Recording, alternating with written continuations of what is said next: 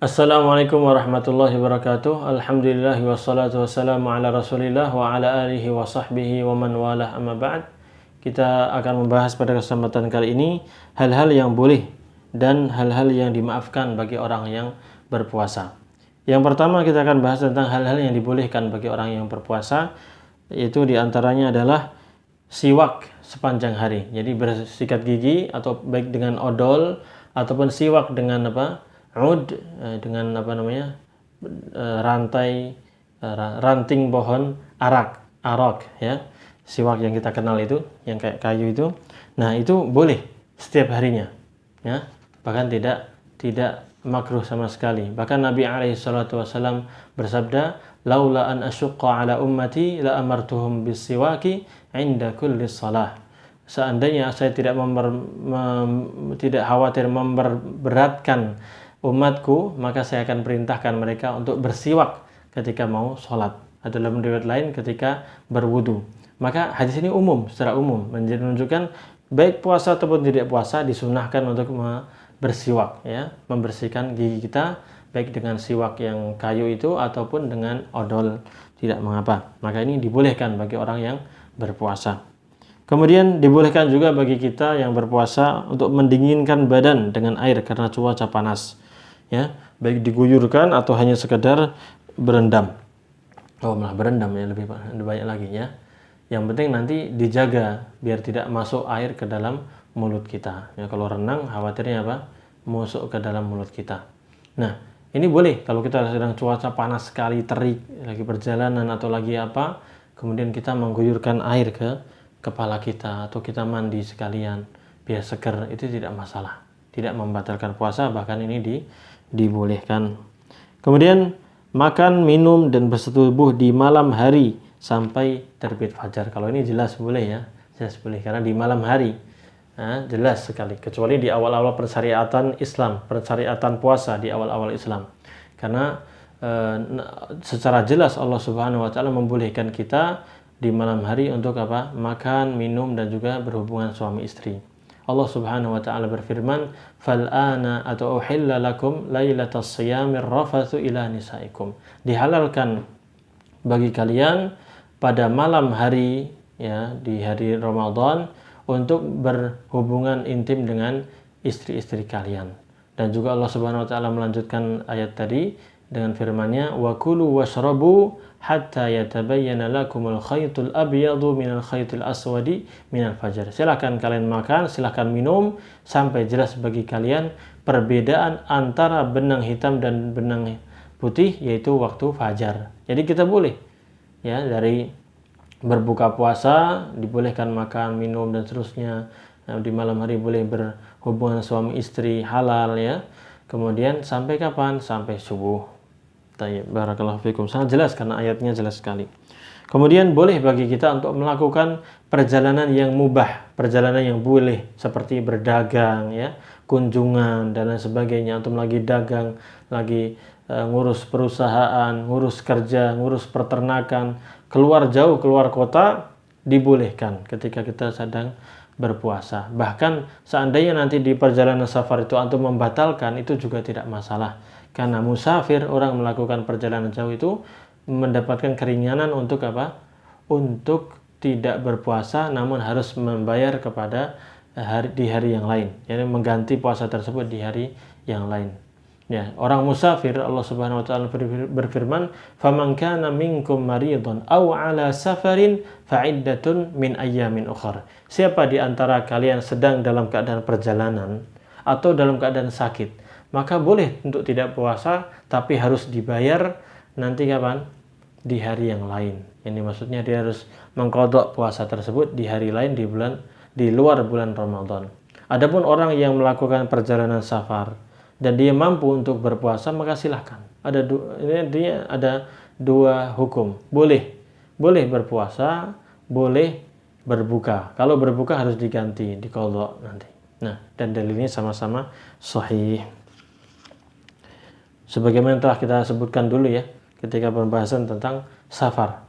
Ya, para sahabat Nabi alaihi salatu wasallam ketika Ramadan mereka berperang, melakukan perjalanan jauh, maka di antara sahabat ada yang berpuasa, di antara sahabat ada yang berbuka. yang berpuasa tidak mencela yang berbuka juga tidak mencela yang puasa, menunjukkan dua-duanya dibolehkan.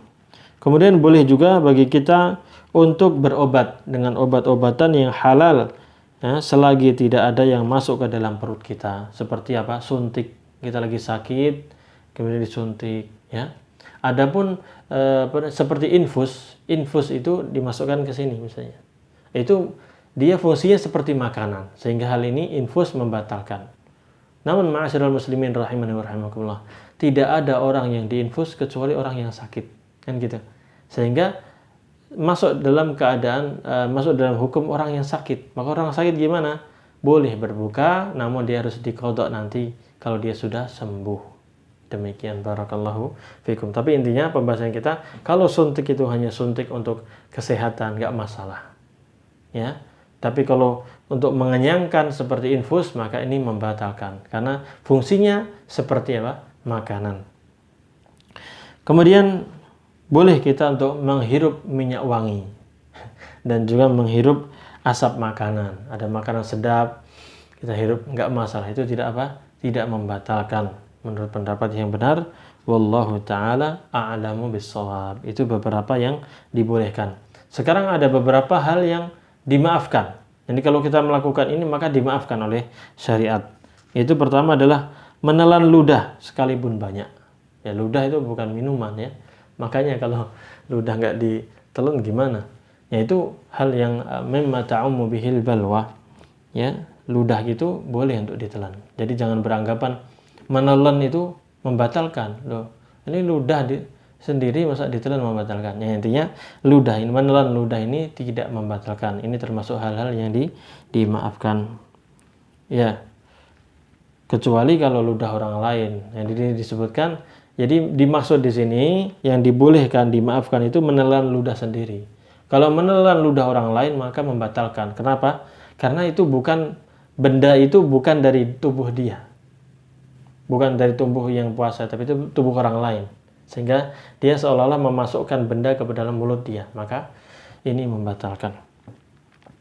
Kemudian muntah dan mimisan dengan tidak sengaja. Jadi orang muntah seperti tadi kita sebutkan, yaitu apa? Misalnya orang yang biasanya atau orang yang tidak biasa naik kendaraan umum, orang yang tidak biasa naik pesawat, orang yang tidak biasa naik mobil, bis, lalu dia mual, muntah. Nah, kalau dia tidak sengaja maka ini dimaafkan dan tidak membatalkan puasa kita. Yang membatalkan itu kalau sengaja mengeluarkan. Baik. Demikian pula mimisan, keluar air, keluar darah dari hidung kita, mimisan. Ini tidak membatalkan puasa kita.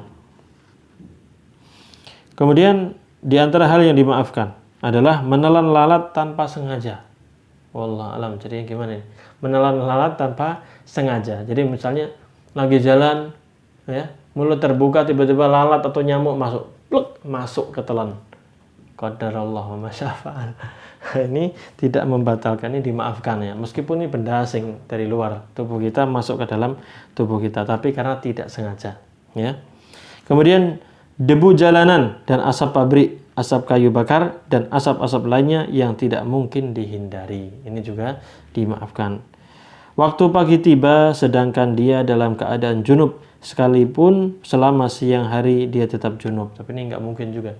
Jadi kalau misalnya gini, misalnya di malam hari suami istri berbuat melakukan jima, hubungan suami istri. Nah, dalam keadaan junub otomatis. Nah, berlangsur mereka tidur, bangun-bangun qadarullah setelah subuh. Yani waktu fajar shadiq sudah selesai, ya. Sudah muncul, fajar shadiq sudah muncul, sehingga orang sudah diwajibkan berpuasa. Nah, ini baru bangun dalam keadaan junub.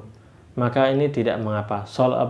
Puasanya tetap sah, dilanjutkan puasanya saja. Namun dia wajib untuk mandi junub. Ya, karena dia akan melaksanakan sholat subuh, wajib mandi junub. Barakallahu fiikum. Kemudian di antara yang dimaafkan adalah mimpi basah, ihtilam, mimpi basah. Ya. Tidak ada apapun atas orang yang bermimpi basah ketika dia sedang berpuasa, ya. Orang berpuasa di siang hari tidur, mimpi, ya, mimpi ketemu pasangannya lalu keluarlah maninya, maka ini dimaafkan. Nabi alaihi salatu wasallam bersabda, rufi'al qalamu an thalathin, ada 3 orang yang diangkat pena darinya, yakni tidak dicatat perbuatan dia. Di antaranya adalah wa 'anin naimi hatta yastayqidh, dari orang yang tidur sampai dia bangun. Karena orang tidur dia tidak sadar apa yang dia lakukan selama itu. Sama, orang yang mimpi basah, dia keluar maninya, iya keluar maninya.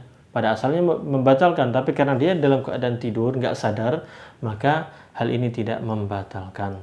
Jadi itu poinnya. Kalau orang mimpi basah, ya, di siang hari di bulan Ramadan, puasanya tidak batal, tapi dia wajib untuk mandi junub. Ya, itu.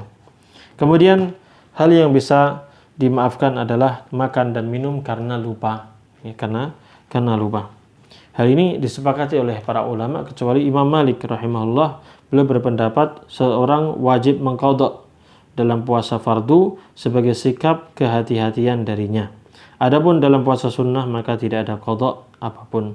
Namun ini pendapatnya Imam Malik rahimahullah ta'ala, dan pendapat yang rajih wallahu ta'ala a'lam adalah hal itu dimaafkan. Sebagaimana sabda Nabi alaihi salatu wassalam di dalam hadis yang diriwayatkan oleh Imam Al-Bukhari dan juga Imam Muslim, Rasulullah sallallahu alaihi wasallam bersabda, "Man nasiya wa huwa shaimun fa akala aw shariba falyutimma shaumahu fa innama at'amahu Allahu wa saqah."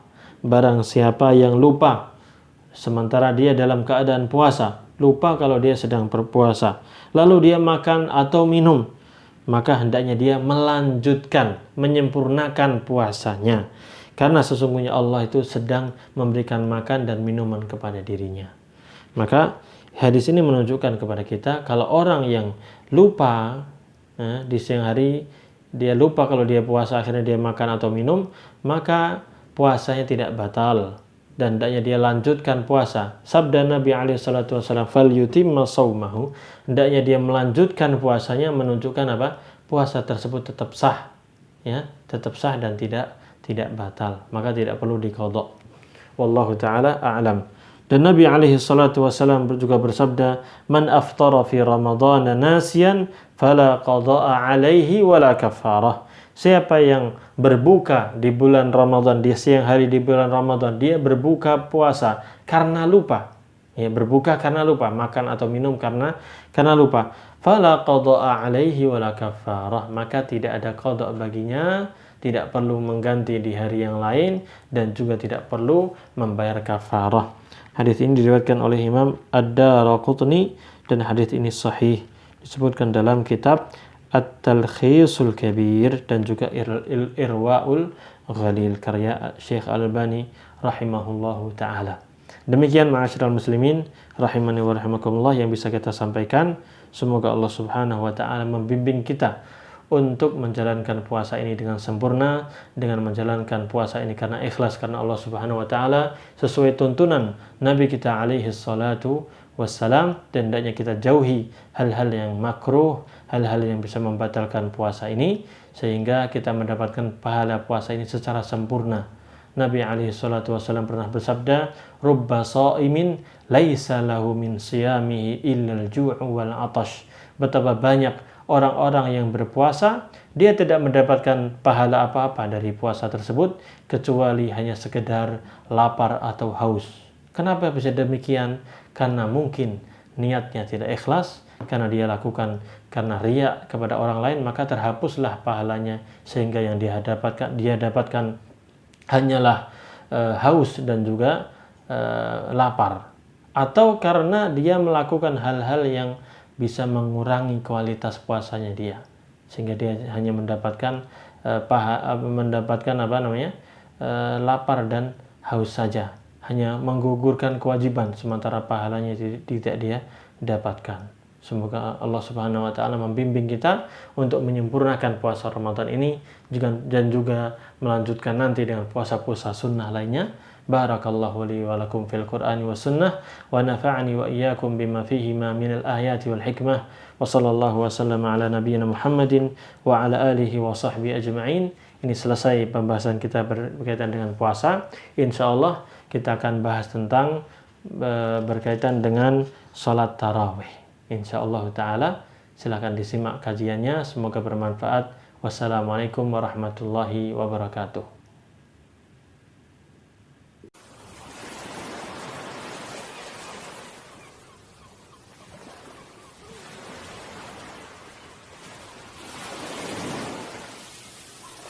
قل هذه سبيلي أدعو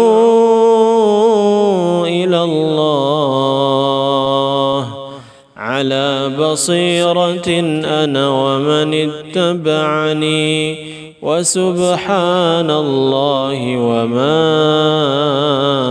أنا من المشركين.